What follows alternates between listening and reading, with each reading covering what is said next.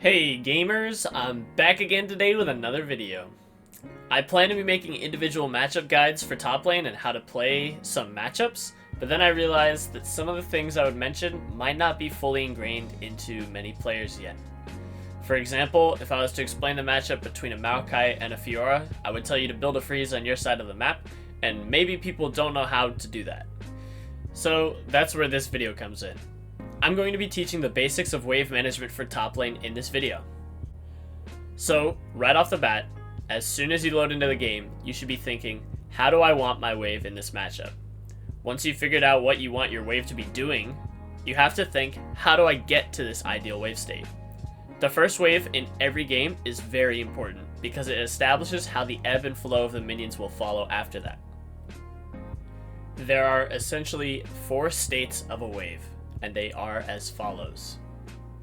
The first wave state is the even wave. This is where the same amount of minions are on both sides. Every time both sides clear all the minions, the next wave will result in an even wave. To keep a wave even, you have to match the push of the enemy. If they're last hitting, you're last hitting. This is probably the easiest to understand wave state because it is what happens when both laners just continuously push the waves and kill all the minions and just wait for the next wave. The next wave state is the slow shoved wave. This is where there's a slight minion advantage on one side that builds over time. This also can happen where the minions on both sides are even, but the wave is closer to one of the turrets. To build a slow push from the center of the lane, get a 1 minion lead and then begin last hitting. If there's only you in the lane, simply last hitting will naturally build a slow push since the enemy is not there to match your push. You can also build a slow push without needing to be at the wave. This is good for the mid to late game when, say, a dragon is spawning soon and you want to be there. But you also want to put the enemy top laner in a bad spot. You can start a slow push that will beat down the enemy turret and roam down. Do this in the even wave state by just killing the enemy caster creeps. If you have a slow push build, the enemy laner will be taking a huge risk if they try to trade with you, because your minions will act as bodyguards. You should also keep this in mind that if the enemy is building a slow push and you try to trade in their wave, you will very likely lose the trade.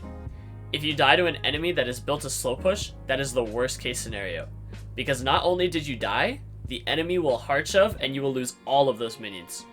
Don't get greedy.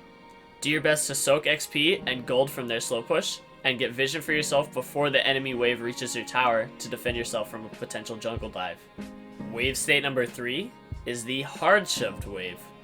This is where one side has no minions, or one side has such a large minion lead that there's no way to stop the push. To hard shove, just keep hitting the enemy wave so that all of their minions die and your wave will push as fast as possible.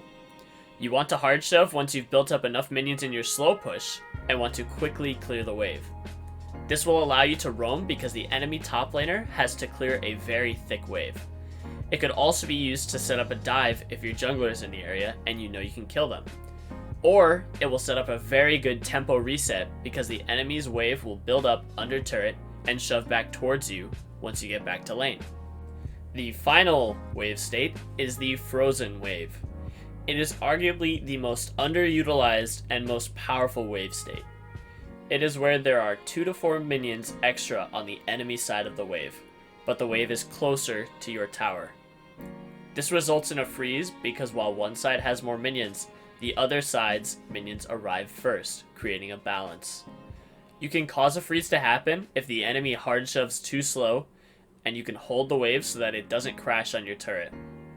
Then, just casually last hit, ensuring the enemy minion wave is always around 3 to 4 minions ahead of yours. This is a powerful wave state because you are achieving multiple benefits for yourself. 1, you are protected by your turret. 2, if the enemy laner leaves, they will be losing out on gold and experience because all of your minions will die in the freeze.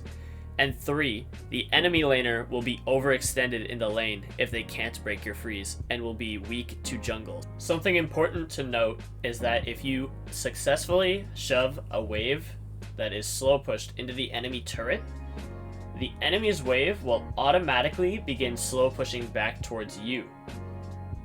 You can use this to build a freeze on your side. So if this video seems short, it's just because these are the basics of wave control.